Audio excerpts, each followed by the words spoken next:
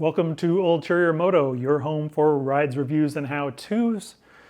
Today I'm going over my least favorite topic, and that is crashing. So here is a post-crash analysis of the Tobacco Ironsides jeans. I bought these about 3 years ago, paid just under $400 for them. They're about the same price now. That is without the armor. I did get in on a Black Friday sale all those years back and got the armor for free. So if you keep checking with them, you might be able to get a similar deal as well. So a little bit about the crash. I don't remember the details from it because I barely remember the day itself. I apparently went off-road through a barbed wire fence and into a field, and from there the EMS took care of the rest. They, from what I'm told, asked me if they could cut off my jeans and my jacket. I gave them permission to do so, having no idea the state of my body. Fortunately, the only broken bones that I suffered were to my left pinky. The rest of my injuries were of a more superficial nature other than my head, concussion, but I'll go over the helmet separately, so look for that review as well. So a little background on me. I worked in the industry for about 8 years designing products, developing products. I designed a couple pair of street jeans that were protective as well. So I really have a pretty good idea about what the ins and outs are about products like this.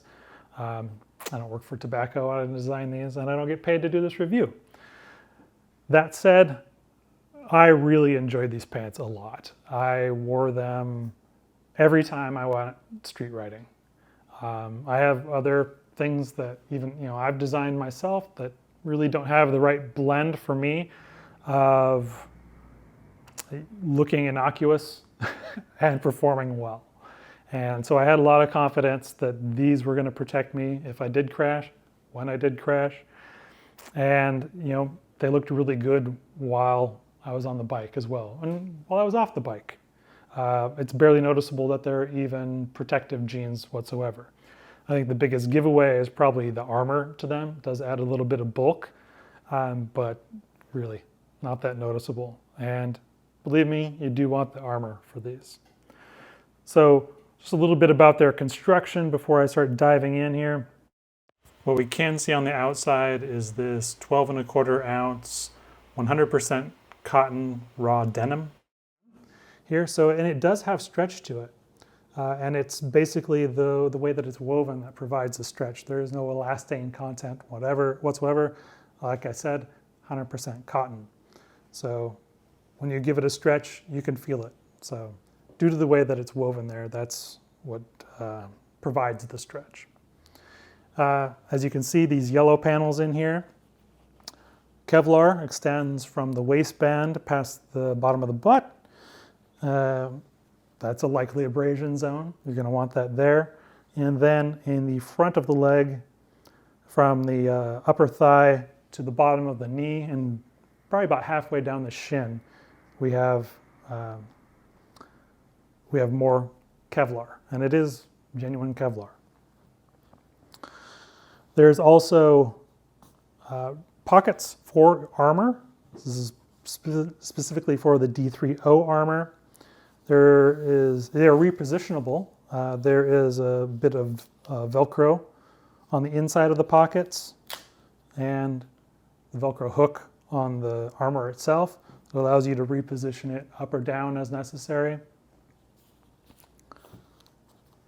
The pants do come in a rather long length, so if you want to have these hemmed, you can certainly do so. As you can see, they're probably 3 to 4 inches longer than what I needed. I just cuffed them and ran it like that. You do you. But I think that's a good idea. That keeps their product numbers down so they can offer lots of different varieties. And having lengths to them, just make it as long as possible, really, as long as anyone would need, and then they can cuff it or trim it. I think that's a great idea. The other thing to note about the construction is there is some of this cool mesh. There's a little bit of it, basically in the front and the pockets themselves, which do help a little bit.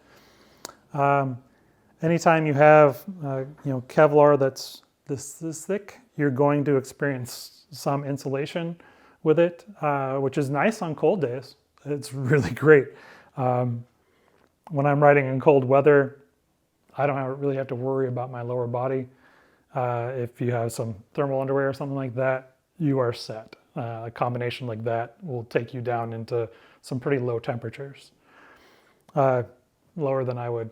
Any lower than that, I wouldn't want to be riding anyway.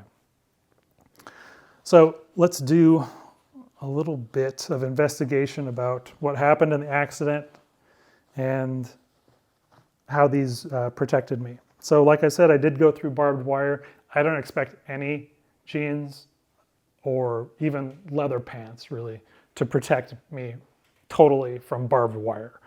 That said, I do see that there is a puncture here, one in the knee, and one in the upper thigh. The top and bottom do correspond to wounds that I have on my left leg. They're minor puncture wounds. They didn't really injure me all that bad. Nothing on the knee because the knee armor was there. So I'm pretty sure I would have a nice puncture just below my patella if I didn't have this armor in there. Not to mention possibly broken bones, likely a broken patella from this crash, noting where the damage happened to the pants themselves. So I did not get a chance to do a deep dive on these earlier as far as the fit goes and all that.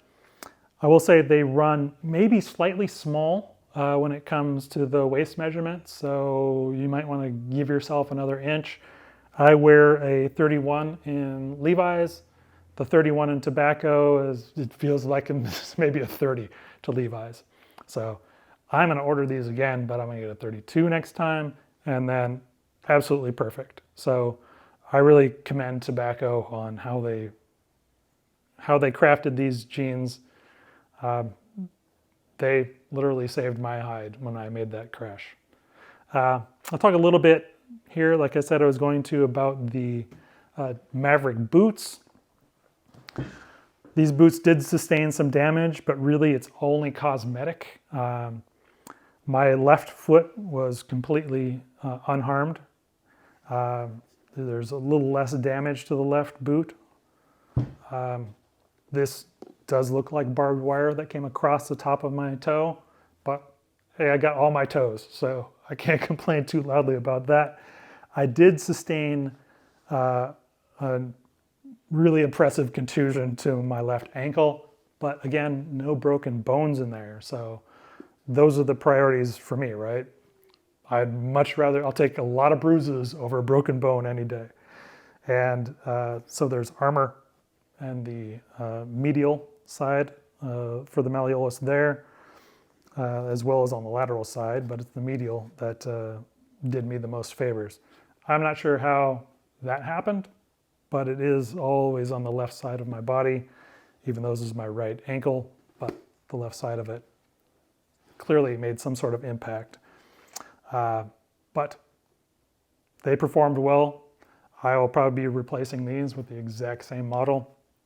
They're not, it's not necessary to replace them, but they're pretty ugly at this point. So we'll see. Maybe if they go on sale, right? So you can check out my more detailed, in-depth review on these boots in my other review. I'll link to that below. Overall, I appreciate it, Tobacco. I got my money's worth out of these and then some.